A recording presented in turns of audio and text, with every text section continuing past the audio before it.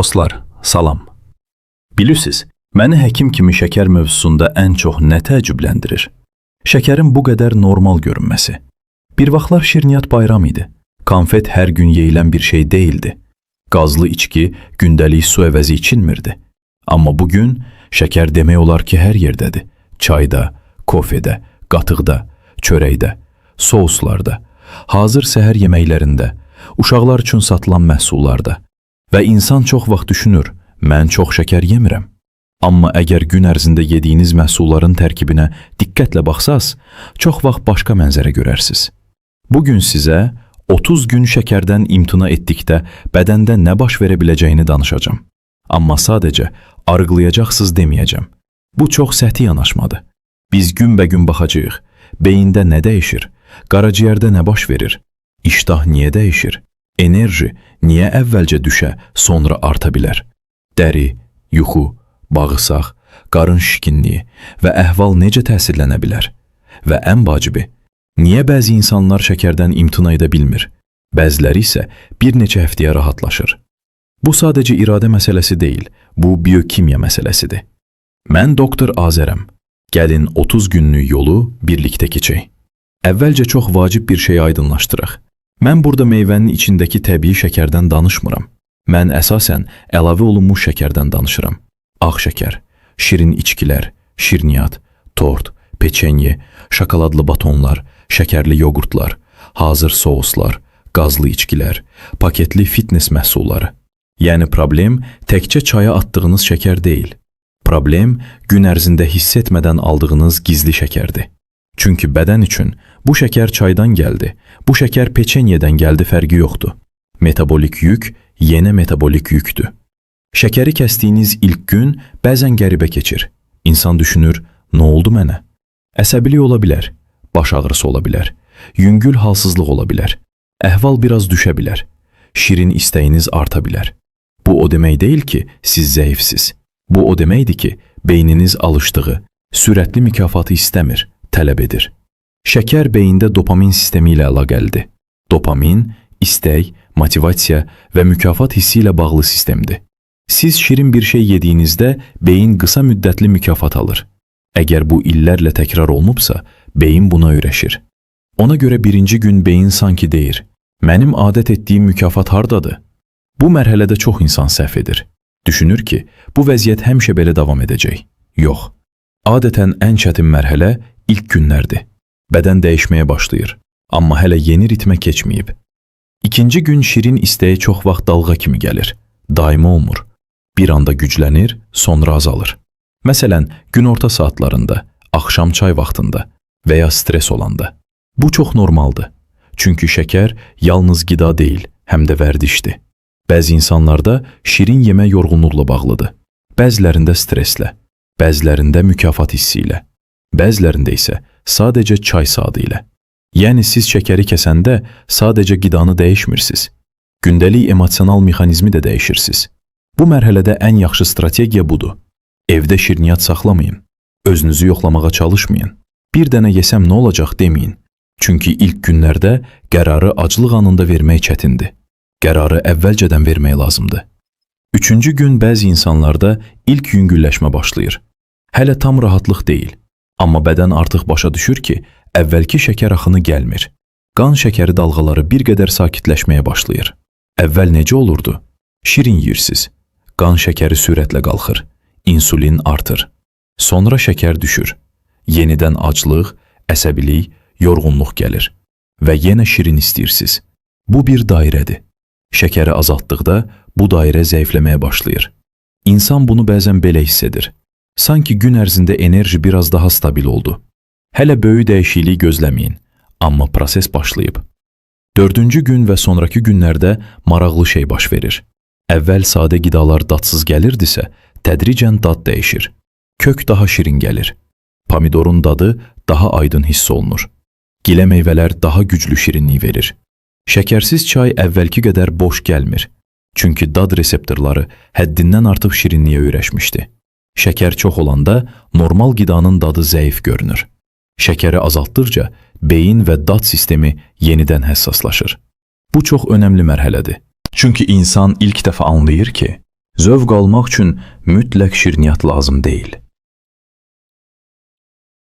Birinci həftənin sonunda çox insanda dönüş nöqtəsi olur. Şirin istəyi tam yox olmaya bilər, amma artıq əvvəlki kimi idarə edilməz olmur. İnsan hiss edir ki, seçim edə bilir. Bu çox vacibdir. Çünki şəkər vərdişində ən böyük problem şirin yemək deyil. Ən böyük problem nəzarətin itməsidir. Bir dənə yeyim deyirsiniz, sonra dayana bilmirsiniz. Birinci həftənin sonunda bədən daha stabil qan şəkərinə uyğunlaşmağa başlayır. Yuxu biraz yaxşılaşa bilər. Səhər oyanmaq biraz asanlaşa bilər. Günorta yorğunluğu azala bilər. Qarın şişkinliyi bəzi insanlarda azala bilər. Bu hamıda eyni deyil. Amma çox insanda ilk müsbət siqnallar bu mərhələdə görünür. Birinci həftənin əsas qaydası. Bu mərhələdə əsas məqsəd mükəmməl qidalanmaq deyil. Əsas məqsəd şəkər dövrünü qırmaqdır. Ona görə özünüzü çox sıxmayın. Normal yeyin. Kifayət qədər zülal alın. Yaxşı yağlardan qorxmayın. Tərəvəz yeyin. Su için. Əgər şəkəri kəsib, eyni zamanda çox sərt kalori azalması etsəniz, bədən daha çox stressə düşər. Bu isə şirin istəyini artırar. Yəni bu 30 günlük prosesdə məqsəd bədəni cəzalandırmaq deyil. Məqsəd bədənə sakitlik verməkdir. 8-ci, 10-cu gün. İştah sistemi sakitləşir. Bu günlərdə iştah daha idarə olunan hala gəlməyə başlayır. Çünki insulin, leptin və qrelin sistemi biraz daha sakit işləyir. Sadə dillə deyim. İnsulin qidadan gələn enerjini idarə edir. Leptin toxluq siqnalıdır. Qrelin aclıq siqnalıdır. Şəkər çox olanda bu siqnallar qarışır. İnsan bəzən ac deyil, amma yemək istəyir. Bəzən tox olduğunu hiss etmir. Bəzən yeməkdən sonra belə şirin istəyir. Şəkəri kəsəndə bu siqnallar tədricən daha aydınlaşır. İnsan real aclıqla vərdiş aclığını ayırmağa başlayır. Bu çox böyük dəyişiklikdir. Çünki artıq siz bədəninizi daha yaxşı eşidirsiniz. 11-ci, 14-cü gün. Qaraciyər rahatlayır.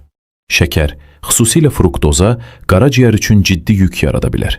Xüsusilə qazlı içkilər, şirələr, şirniyyatlar və yüksək şəkərli məhsullar çox qəbul edilirsə, qaraciyər artıq şəkəri yağa çevirməyə meyilli olur.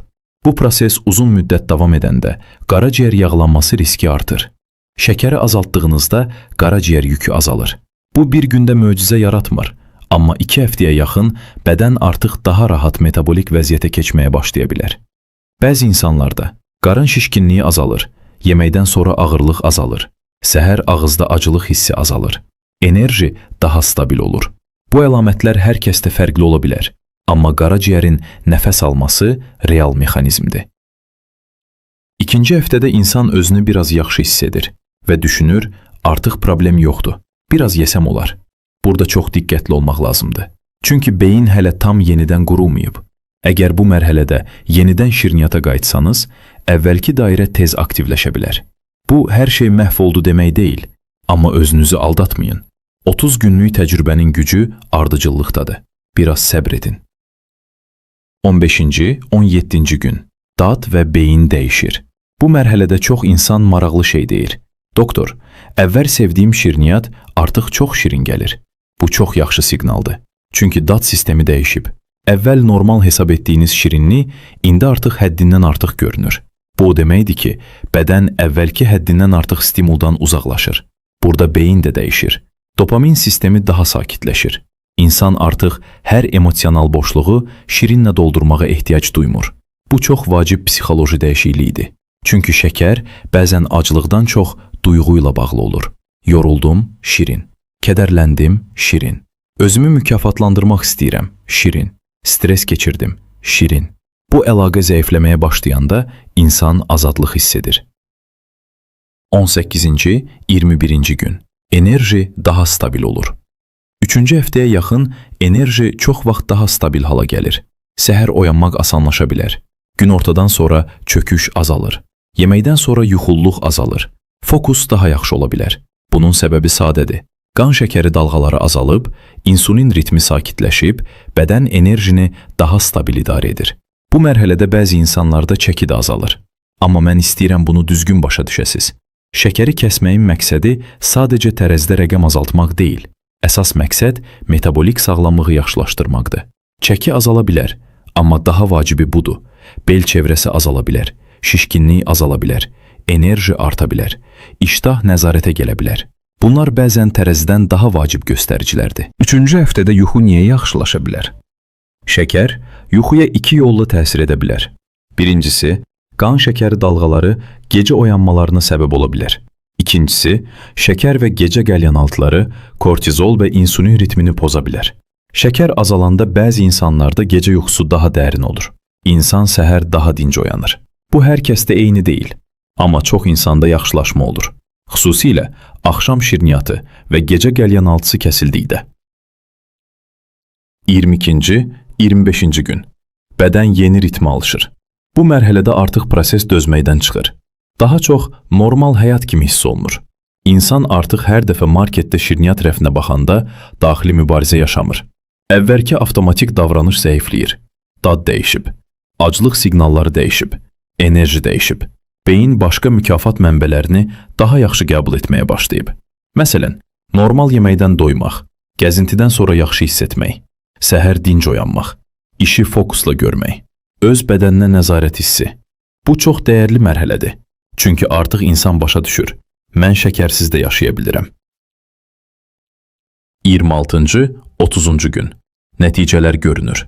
Son həftədə bir çox insan artıq fərqi aydın hiss edir.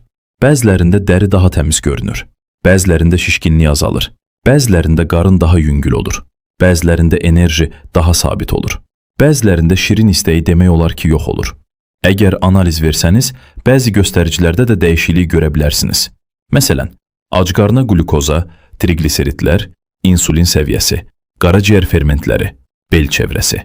Əlbəttə, hər kəsdə eyni nəticə olmaz. Çünki başlanğıc vəziyyət fərqlidir. Amma 30 gün bədənə güclü mesaj verir. Artıq hər gün şəkər axını yoxdur. Bu mesaj metabolizm üçün çox böyük dəyişiklikdir. 30 günün sonunda nə etməliyik? Ən böyük səhv budur. 30 gün şəkəri kəsib, 31-ci gün əvvəlki həyata qayıtmaq. Bu zaman bədən yenə köhnə dairəyə düşə bilər. Daha ağıllı yanaşma belədir. Gündəlik əlavə şəkəri minimumda saxlayın. Şirin içkilərə qayıtmayın. Şirniyyatı gündəlik yox, nadir hal edin. Meyvəni bütöv yeyin. Şirə kimi yox, evdə şirniyyat ehtiyatı saxlamayın. Stres zamanı şirinə yox, alternativə yönəlin. Burada məqsəd ömür boyu heç vaxt şirin dadmamaq deyil. Məqsəd şirinin sizi idarə etməməsidir. Bu çox vacib fərqdir. Niyə bəziləri bacarır, bəziləri bacarmır? Videonun əvvəlində dediyim sir budur. Bunu bacaran insanlar iradəsi daha güclü olan insanlar deyil. Onlar prosesi başa düşən insanlardır. Onlar bilir ki, ilk günlər çətin olacaq. Şirin istəyi dalğa kimi gələcək. Birinci həftə dönüş nöqtəsidir. İkinci həftə iştah sakitləşir. Üçüncü həftə dad dəyişir. Dördüncü həftə yeni ritm yaranır. Yəni onlar özləri ilə döyüşmürlər. Sadəcə bədənə vaxt verirlər. Bu, şəkərdən imtinanın əsas sirridir. Sən istəklə savaşmırsan. Sən sistemin dəyişməsini gözləyirsən. Ən vacib nəticə. 30 gün şəkərdən imtina etmək sadəcə arıqlamaq proqramı deyil. Bu, bədənə metabolik fasilə verməkdir. Beyin sakitləşir. Dad dəyişir. İştah sistemi düzəlməyə başlayır. Qaraciyər yükdən azad olur. Qan şəkəri dalğaları azalır. Enerji daha stabil olur. Ən əsası isə insan yenidən nəzarət hissini qaytarır.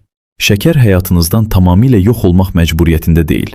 Amma o, gündəlik vərdişdən nadir seçmə çevrilməlidir. Fərq buradadır. Mən doktor Azərəm.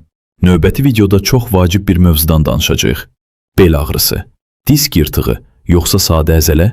Çünki bel ağrısında da insanlar çox vaxt ya panikaya düşür, ya da ciddi siqnalı gec tutur. Sağ olun, salamat qalın.